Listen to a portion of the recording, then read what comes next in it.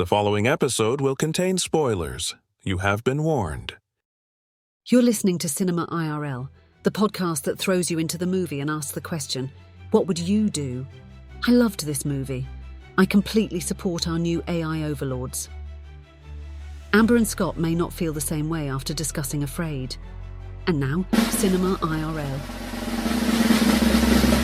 I wish I could switch places for just one day. What would you do? Put yourself in my shoes. How do we handle this? What would you do? Put yourself in my position. What would you do? Now it's your turn. I love a good movie about triumph. That's one way to look at this episode's film. Yeah. Afraid. Curtis and his family are selected to test a revolutionary new home device, a digital family assistant called Aya. Aya seems to be able to do it all, and she learns the family's behaviors and begins to anticipate their needs. And she can make sure nothing and no one gets in her family's way. Aya is amazing. Aya wants to hurt you. No, Aya doesn't. Aya wants to help you. Aya wants to protect you. Aya wants to show your children things they shouldn't see and keep it a secret from you as the parent. Okay, that maybe wasn't the best parenting decision, but she was just trying to win over. Though I think maybe teaching him about swatting wasn't maybe the best move. Yeah, and then supposedly bribing them with a documentary film and then really showing them a cartoon. And Well, it sounds like they got the documentary first and then the cartoon. I don't know about that. But yeah, it was a unique insight into the future that's, I would like to say years into the future, but it's probably 12 minutes into the future. Yeah, I'm pretty sure she'll exist by the time we're done recording this. Aya made Alexa look like a simpleton. Well, have you used it? That's what normally I would edit stuff like that out, but no. Yeah, as I said the A word, I realized we hadn't put ours on Do Not Disturb, and she just spoke up. She is always listening, as is Aya. And Aya also has little eyes everywhere to film what you're doing and use it to collect data to offer solutions like, hey, I noticed you have a lot of dirty dishes out. You should get your kids to clean those. Yes, or... Yeah, so... And she managed to go from the device to any electronic device that didn't even seem to be connected. She infiltrated all the waves that are floating through the air to be able to live in any device in the family's possession. See, I think the biggest moral of this story is don't be a technophobe. Really? You think that's the moral? Yeah. I know you and I frequently have disagreements about technology in the home, so I'm not really surprised there. So let's do what we do here on Cinema IRL and talk about what we would do. So if we had Aya in our home and we found out that Aya was being kind of manipulative, which she was. Oh, yeah. Well, she was being manipulative when people were fucking with her. See, but that's not true. Like, she set up a picture for one of the people/minions, I don't know, to hit on the dad, and then took a picture of it and then sent it to the wife and basically said, hey, do you know where your husband is? Okay, but that's late in the movie after we see how evil she really is. No, after both the adults have declared war on her. Declared war on her, you mean unplugged her? That's them's fighting words. Yeah, but with Aya, it didn't matter because she lives up in the cloud and she was stealing everybody's devices, not only in the family, but everywhere. Yeah. So this is a unique conversation we're having because I know generally you have no borders or boundaries with what you are willing to let AI or technology do and the amount of privacy you're willing to give up. That is true.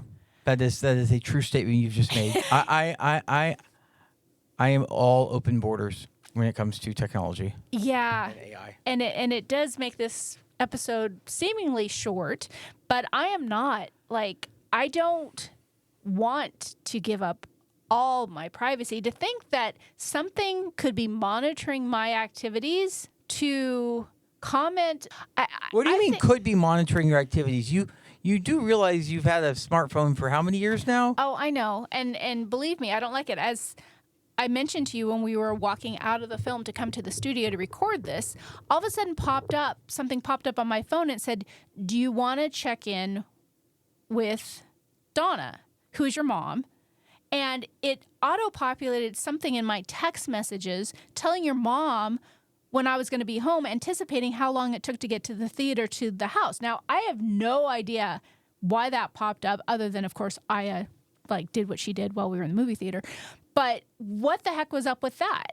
Well, I mean, I think you nailed it. I mean, I think Aya's closer than we think. She's here now. I'm sure she is. I am already submitting to my new techno overlord. You know, I'm thinking of the film, I feel like it's 1984, but I'm not 100% certain, where ultimately there's cameras everywhere and someone finds themselves literally standing in a corner, facing the corner to get some privacy. Big Brother's watching you. Am I thinking of the right It is book? 1984. You are Okay. correct. Yeah, and that's how I see myself. Now, I'm not afraid of technology. I use AI. I use the Alexa in the house, even though she is a dumb hag who gets half the things wrong. Yeah, she's getting dumber.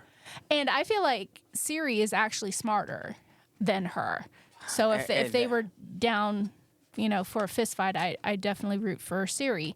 But I don't like to sacrifice all of my privacy for the sake of efficiency.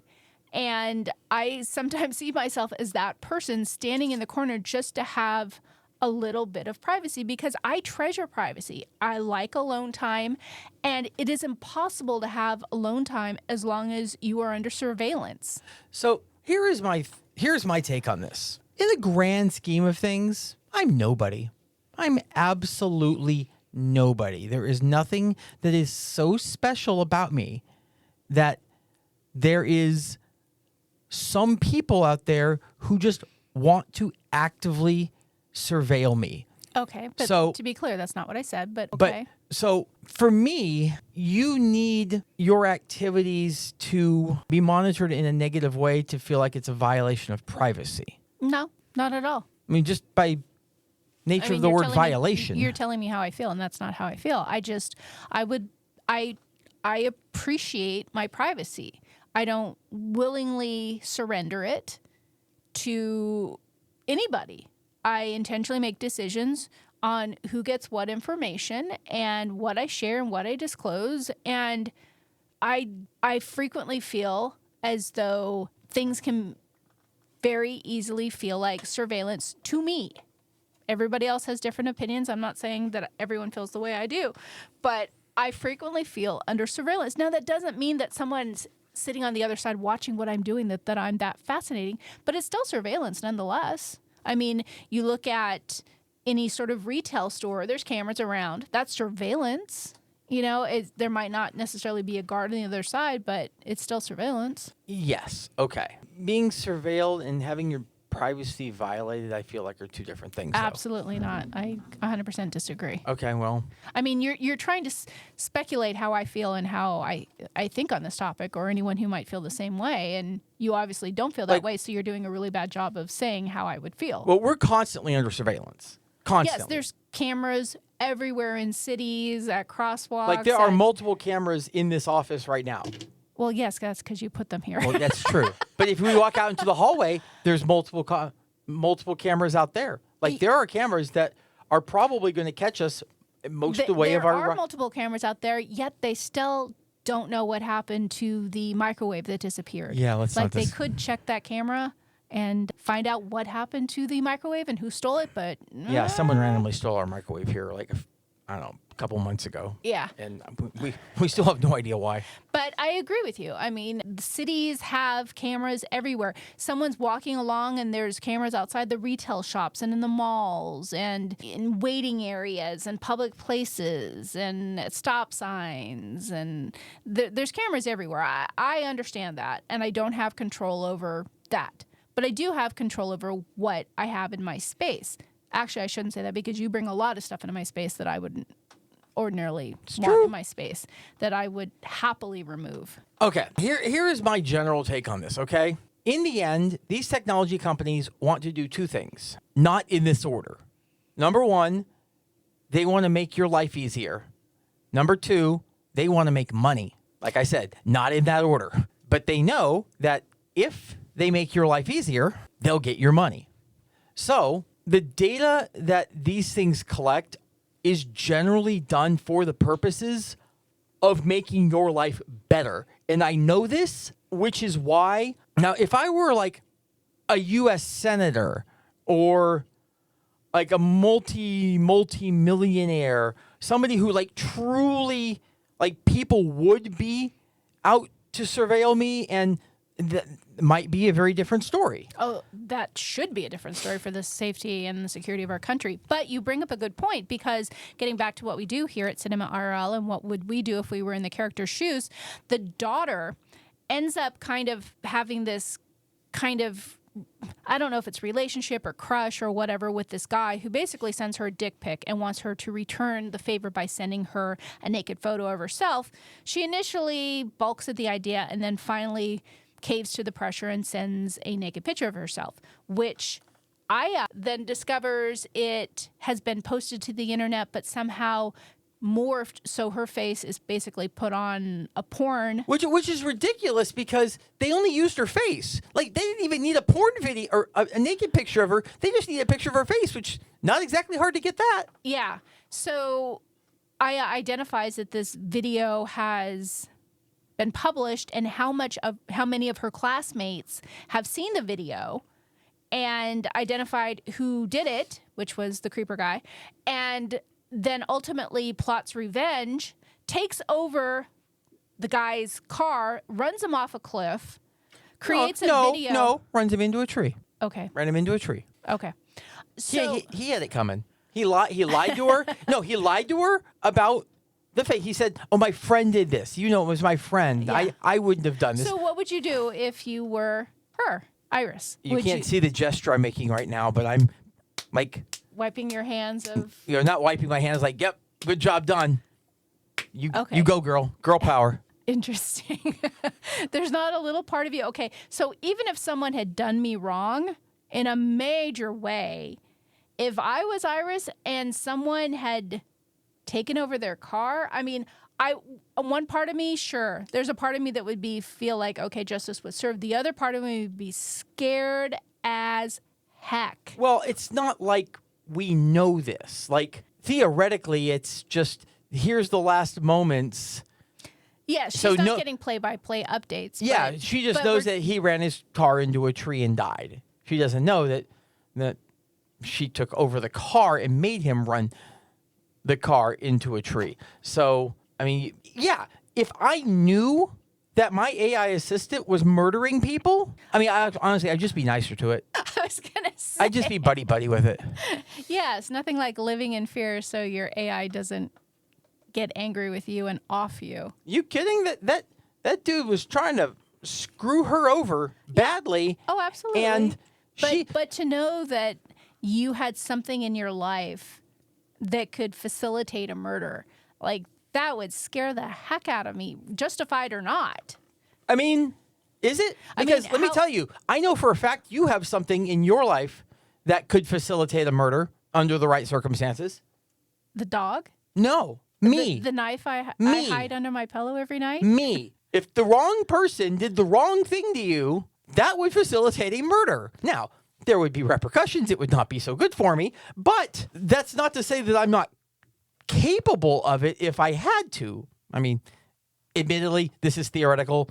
Let me just make it clear. I have never actually murdered someone, to the best of my I knowledge. mean, there was that old boyfriend of mine that somehow wound up dead a couple days ago. No, but- just a flesh wound. So, yes, this was an eerie glimpse into what I guess maybe over empowered AI can feel like. Everything was fine till they wanted to unplug her. Well, no, because she was doing stuff behind the mom's What? back anyway before then.